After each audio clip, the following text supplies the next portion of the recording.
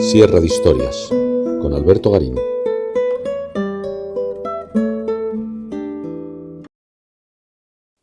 A finales del siglo XVII, la Contrarreforma católica estaba plenamente asentada,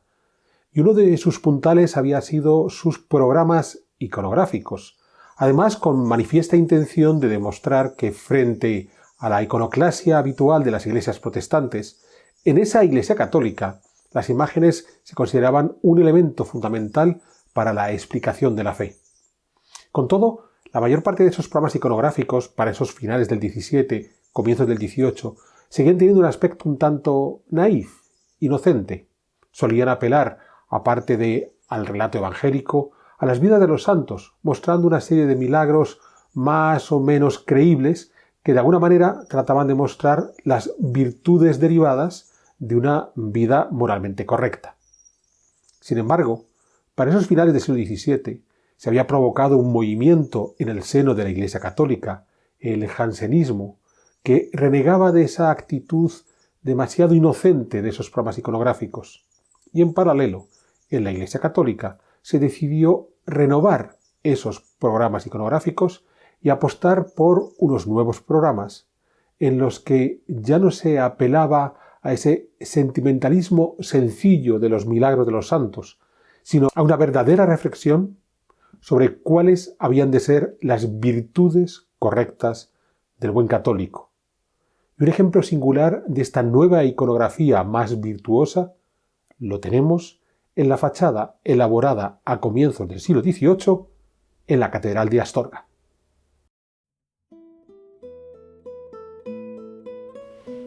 Astorga, en la provincia de León, en el noroeste de España. Una ciudad de origen romano, quizás sobre un asentamiento previo a Astur. Una ciudad de origen romano en la que ya hemos hecho algunos paseos por la sierra, cuya plaza del ayuntamiento coincide en una dimensión menor con el foro de aquella ciudad que los romanos establecieron aquí en el siglo I antes de Cristo. Y en esta ciudad que tenemos hoy, desde esa época romana, ya pudo existir una catedral. Una catedral que pudo haber estado ubicado extramuros, más allá de la muralla levantada por los romanos. Concretamente en el arrabal de la Puerta del Rey, al este de donde se encuentra la catedral actual. Estaríamos en una ubicación lógica si pensamos que en el mundo romano no era posible enterrar dentro de las ciudades, había que situar las necrópolis fuera de estas, y muchas de estas primeras iglesias del mundo paleocristiano, como pudo ser esta catedral inicial de Astorga, se colocaría situada sobre la sepultura de algún santo varón, una santa mujer de ese mundo paleocristiano, y dado que las necrópolis estaban fuera de los muros, ahí es donde había que colocarlas. Cuando la ciudad fue repoblada tras la expulsión de los musulmanes en el siglo IX, esa debió ser la catedral empleada, hasta que ya para finales del siglo XI se decidió levantar una catedral nueva que fue siendo modificada a lo largo del resto de la Edad Media, hasta que a mediados del siglo XV los obispos del lugar tomaron la decisión de rehacer por completo la catedral, y esta es la que vemos hoy.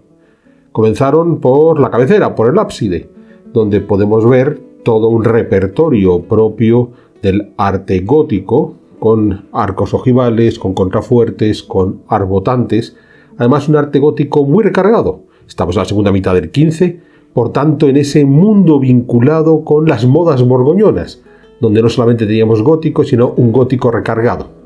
Pues bien, con ese mismo estilo es con el que se va a desarrollar las naves interiores. Esto se puede observar muy bien desde la fachada lateral, en donde en la parte superior podemos contemplar todavía esa sucesión de ventanas propias del mundo gótico, con unas tracerías muy complejas que nos están hablando de la influencia de esas modas borgoñonas. Bien es cierto que por delante de esa nave principal donde vemos los ventanales con esas tracerías más complejas, tenemos una nave de altura inferior con un pórtico posterior, porque una característica de esta catedral de Astorga es que, habiendo sido comenzada su reconstrucción a mediados del siglo XV, van a mantener esa reconstrucción hasta bien entrado el siglo XVIII, que es cuando se hizo la fachada principal. Pero estábamos mencionando en esa fachada lateral ese añadido que se colocó contra la nave principal y en el que destaca una portada con un ya claro lenguaje clásico de mediados del siglo XVI y que pudo ser obra de Rodrigo Gil de Hontañón, un arquitecto que estuvo muy activo en toda la zona de los reinos de Castilla y León durante estas mediados del siglo XVI. Hemos de pensar que fue responsable, entre otras obras, de la Catedral de Segovia, de la Catedral de Salamanca, del Colegio Mayor de San Ildefonso en la Universidad de Alcalá de Henares. Sabemos que también trabaja en la ciudad de León y llega aquí hasta Astorga para plantear estas soluciones más clásicas. Hemos dedicado un montón de programas hablando del salto de las tradiciones medievales con ese apéndice final de las modas borgoñonas al mundo clásico que había sido recuperado en el Renacimiento italiano, un salto que se produce, como hemos explicado, insisto, muchas veces, tras el saqueo de Roma de 1527. Rodrigo Gil de Hontañón fue uno de los arquitectos que tuvo que llevar a cabo esa transición, puesto que él construyó antes de 1527 en las modas góticas y después de 1527, cuando el emperador Carlos V se apuntó al modo clásico, en esas modas clásicas mediante las cuales Carlos V, a través de sus obras oficiales, como esta de la Catedral de Astorga, donde algo de financiación puso, apostaba por el arte propio de los papas y así se hacía perdonar la violenta acción que habían llevado a cabo sus hombres en ese saqueo de Roma, tratando de incluso acabar con la vida del Papa. Pues bien, las obras se prolongaron durante todo el siglo XVII, de modo que tenemos que esperar a finales de esa centuria del XVII y comienzos del XVIII, ya bajo la dirección de Manuel de la Lastra Alvear, después sucedido por Pablo Antonio Ruiz, para que lleven a cabo la construcción de la fachada principal, en donde tenemos un triple pórtico en la parte inferior, con unos pórticos laterales donde estaban ubicados en el lateral a la izquierda San Efrén, el pórtico central veremos que hay un descendimiento, y a la derecha otro pórtico dedicado a otro de los obispos, digamos, cuasi legendarios de Astorga, San Genadio. San Efrén sí que es un obispo legendario, San Genadio está muy bien documentado. Por encima de este triple pórtico, que obviamente corresponde a las tres naves interiores, lo que hicieron fue desarrollar un hastial elevadísimo. Ya digo, el pórtico es de grandes dimensiones, pero el hastial que se va a situar por encima es gigantesco, de una altura desmedida, que nos va a recordar a la solución que ya podíamos conocer de la Catedral de León. Una solución muy anterior a esta fachada. La Catedral de León, más allá de que su obra final y reconstrucción sea del siglo XIX, es un edificio levantado esencialmente durante la Edad Media, pues aquí también tenían en León ese triple pórtico y por encima ese elevadísimo hastial donde se deposita la parte de la iconografía significativa de la Catedral de Astorga, y a cada lado de ese hastial se situaban sendas torres que se unían con ese hastial mediante una serie de arbotantes. Para alguien que hubiera visto la Catedral de León, al ver esta fachada de la Catedral de Astorga, inevitablemente se acordaba de la referencia y está mostrando ese vínculo con la tradición arquitectónica. En Astorga queremos replicar, aunque sean 4 siglos después, el modelo de la Catedral de León. Pero lo que queremos es centrarnos en ese interesantísimo pórtico y concretamente en el pórtico central, donde una riqueza decorativa notabilísima, donde aparte de la Lastra Alvear y Pablo Antonio Ruiz también pudo contribuir Francisco Mayo. Si vamos estudiando cada uno de los motivos decorativos que ornamentan esta entrada, vamos a darnos cuenta que, siendo ampliamente conocidos por el relato bíblico, no dejan de ser un tanto singular la combinación de todos ellos. Inmediatamente a la izquierda de la entrada tenemos una expulsión de los mercaderes, recordando aquella parte del Evangelio de Juan 2, 13, 17, donde Jesús, al encontrar a los mercaderes en el templo, de forma virulenta los saca del lugar. Insisto, es una iconografía ampliamente conocida, si bien no es habitual encontrarse este tipo de representaciones en las fachadas de las catedrales. Es más, de forma ostentosa, solo recordamos un ejemplo muy anterior, en la Puerta del Perdón que da acceso al patio de la Catedral de Sevilla, un relieve realizado por Miguel Perrín entre 1519 y 1522, vinculado al proceso de renovación que en ese momento estaba viviendo la Catedral de Sevilla y cuando los canónigos quisieron sacar a todos aquellos mercaderes que en efecto llevaban a cabo sus transacciones comerciales en el patio de la catedral, donde consideraron que no era el lugar más oportuno, recordando el ejemplo de Cristo. Pero en este caso lo que nos vamos a encontrar aquí en Astorga es un relato en el que Jesús en efecto está expulsando a los mercaderes porque lo que quiere hacer es limpiar la iglesia de aquellos que están alterando la realidad teológica, religiosa de esa iglesia. Y es la pregunta que hemos de plantearnos. ¿A quién está queriendo expulsar? ¿Es una especie de relieve casi anticapitalista en un lugar protagónico de la fachada? ¿O el mensaje no es que esté expulsando a los mercaderes, sino alguna otra figura que pueda estar alterando la esencia de la iglesia? Si hubiera este relieve nada más, nos quedaríamos con esa duda. Pero de nuevo, este tipo de programas iconográficos hay que leerlos en su conjunto. Solo de esa manera es cuando podemos tratar de entender qué es lo que realmente está ocurriendo y qué es lo que nos querían transmitir. Porque obviamente es muy homogéneo, está hecho todo en un mismo tiempo y por tanto hay una relación evidente entre las imágenes. En el lado opuesto a donde está la expulsión de los mercaderes, tenemos la historia de la mujer adúltera, que también nos cuenta el Evangelio de Juan, capítulo 8, versículo 7, cuando al final Jesús dice: aquel que esté libre de pecado que tire la primera piedra. Y aquí el mensaje empieza a estar mejor definido. ¿Quiénes son esos cristianos? En el caso de la Biblia estamos hablando de los judíos, pero para finales del 17 y sobre todo comienzos del 18 es un debate entre cristianos que se sienten tan puros como para poder condenar a cualquiera, que sin embargo puede ser como aquellos que acusaban a la mujer adúltera. Y aquí hemos de introducir un movimiento dentro de la Iglesia Católica muy interesante, el jansenismo, que se desarrolló esencialmente a comienzos del siglo XVII en torno a la figura de un religioso francés, Cornelio Jansenio, que con una lectura rigurosa de San Agustín volvía al problema de la gracia que había desembocado en toda la, trifulca de la Reforma Protestante, de hasta qué punto el hecho de que sea una donación gratuita, porque es una gracia que da Dios a los creyentes, el creyente puede sentirse seguro que mediante determinadas acciones se va a salvar. Lo que Jansenio no va a rechazar es el principio de Trento de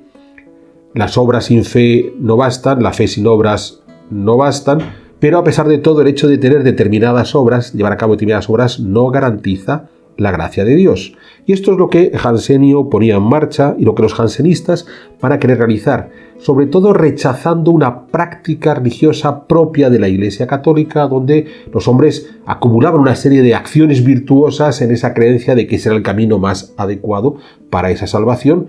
sin tener en cuenta que al final todo dependía de la gracia de Dios. Y esto nos llevaría hasta la tercera gran imagen que tenemos en este pórtico, ya en la parte superior a la izquierda, la cura del ciego de Betsaida, que nos cuenta Marcos, capítulo 8, 22, 26, donde Jesús encuentra a este hombre al que le devuelve la vista. ¿Qué es lo que nos están narrando aquí? De nuevo, el que quiera ver, que vea.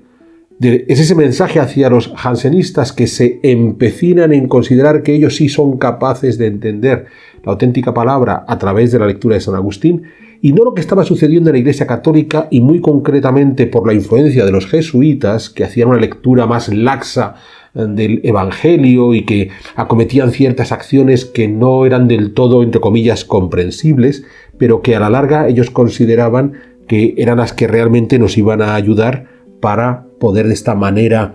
salvar nuestra alma. Es muy curioso porque vinculados a estas imágenes, aparte de la historia bíblica per se, algunas imágenes tienen unas cartelas que apelan a otras virtudes del buen cristiano. En este caso, en el ciego Betsaida, se apela a la piedad. ¿Había jansenistas en España en la época de la construcción de esta fachada? No realmente. El personaje más destacado dentro de esa corriente jansenista sería Antonio González de Rosande, un erudito de la segunda mitad del 17, que hizo una biografía muy interesante del obispo Palafox, uno de los grandes enemigos de los jesuitas, pero indudablemente quien lanzó este programa iconográfico, hemos de pensar en los obispos de Astorga de la época, sí consideraba que los jansenistas, que en Francia por el contrario tenían un peso notable, podían llegar a ser a medio plazo un riesgo, y lo fueron, porque una de las características de los jansenistas es que, aparte de estos debates teológicos, ganaron cierta simpatía en el resto del mundo, primero porque fueron de la querencia de gentes muy eruditas que encontraron que este cristianismo más puro, menos alambicado, de mucha serie de acciones virtuosas, era más llamativo. Un personaje muy famoso vinculado a los jansenitas en el siglo XVII fue el propio Blas Pascal. Pero además los jansenitas se opusieron en su Francia natal a los gobiernos autoritarios, de modo que todos aquellos que estaban en contra de la tiranía consideraban que tenían los jansenistas un aliado para esa pelea contra la tiranía. La última historia es la de la cura del hidrópico, el hombre con mal de vientre, que nos narra Lucas, capítulo 14, versículos 1 y 6, cuando Jesús lleva a cabo este milagro en sábado, y le preguntan a los fariseos si su mula cae en un pozo en el sábado, bajarían a buscarla o esperarían a que pase el día sagrado. De nuevo, frente a ese rigorismo de fe que tanto defienden los jansenistas, el modelo más laxo de los jesuitas no se acerca más a lo que Jesús nos está contando a través de este relato bíblico.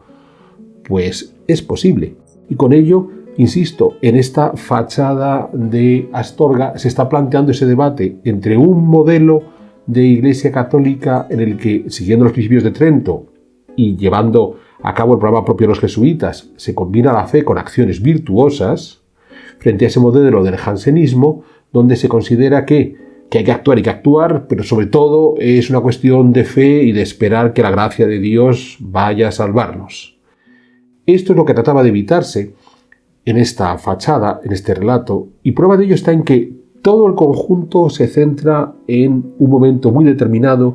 que es el descendimiento de la cruz de Jesús. Si hubiera sido una crucifixión, indudablemente el protagonismo estaría en el sacrificio del Señor, dando su vida por todos los hombres. Pero que se hayan preocupado en que sea el descendimiento, nos está indicando que el escultor, transmitiendo el mensaje que el teólogo que ha hecho todo este programa quiere enviarnos, pone el acento en la acción de aquellos hombres que acompañan a Jesús en su sacrificio.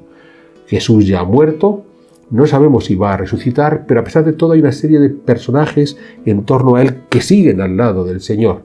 Son José de Arimatea y Nicodemo que organizan el descenso del cuerpo de Jesús al suelo.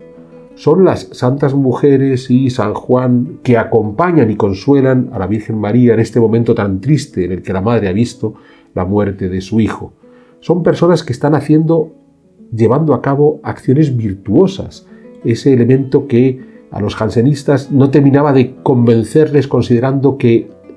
teníamos que poner el acento en la fe. Uno puede pensar, el jansenismo está muy cerca del luteranismo, pues solo porque en todo momento los jansenistas se calificaron a sí mismos de católicos, lo que no impidió que fueran unas cuantas veces criticados, por no decir condenados, por el papado, es por lo que podemos decir seguimos en el mundo católico. Ojo, es muy simpático porque esa condena papal ha sido mal interpretada considerando que se les condena por su lucha contra el autoritarismo francés. No, los papas le condenaban por sus desviaciones teológicas, no por sus posturas políticas. En cualquier caso, se pone el acento en la acción virtuosa. Por tanto, tenemos esa crítica hacia ese movimiento jansenista que, insisto, aunque en España no estaba muy presente en esos finales del siglo XVII, sí coleaba y sobre todo será algo protagónico durante la segunda mitad del siglo XVIII. Y es muy interesante al ver la estructura del pórtico de Astorga, cómo la envoltura de la entrada principal hace que la persona que se acerca a ingresar a la catedral inevitablemente queda dentro de todo este mensaje que he estado explicando en este vídeo. Desde la entrada principal uno no puede levantar la vista y entender el resto de la iconografía, si está la Asunción o si está Santiago Peregrino, que son otras de las imágenes que tenemos en ese elevadísimo hastial. Incluso los pórticos laterales de San Nefrén y San Genadio quedan completamente distorsionados, porque el peregrino o el fiel se sumerge dentro del pórtico donde está todo este mensaje que he venido explicando, que la Iglesia Católica Tridentina está lanzando contra el jansenismo. Y quizás lo más llamativo es que de alguna forma es una fachada precursora. Si pensamos las problemáticas que va a tener la Iglesia Católica concluida esta fachada durante buena parte del siglo XVIII, por un lado con los jansenistas españoles, pero sobre todo con todas las corrientes ilustradas que desde mediados del 18 en adelante atacarán a la institución católica, los mensajes que tenemos aquí son los mensajes que indudablemente esa Iglesia católica podía aprovechar en su defensa. De modo que, ya digo, fue toda una precursora esta fachada porque estaba generando un mensaje teológico completamente alejado de las tradiciones medievales o las de época moderna, pensando en los del siglo XVI y XVII, y generando ya un mensaje de justificación de la labor de la Iglesia católica, que en aquel momento debía ser algo muy específico que al obispo de Astorga de la época le resultó importante contra el jansenismo, pero que a la larga podría ser valioso en el debate que esta Iglesia católica va a tener que enfrentar, sobre todo contra los ilustrados que 50-60 años después de haber finalizado esta catedral de Astorga van a atacar a esa institución católica. Esto hace que la catedral de Astorga en su pórtico, su lectura teológica no haya sido tenida en cuenta, es un poco compleja, parece que queda fuera de sus tiempos históricos, pero indudablemente encajó muy bien en el momento que se llevó a cabo.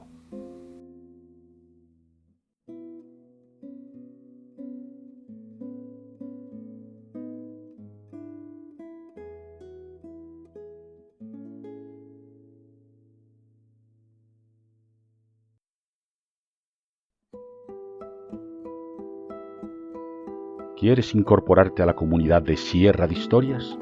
Pulsa el botón Unirme, apóyanos con tu contribución y conviértete en miembro de nuestro canal.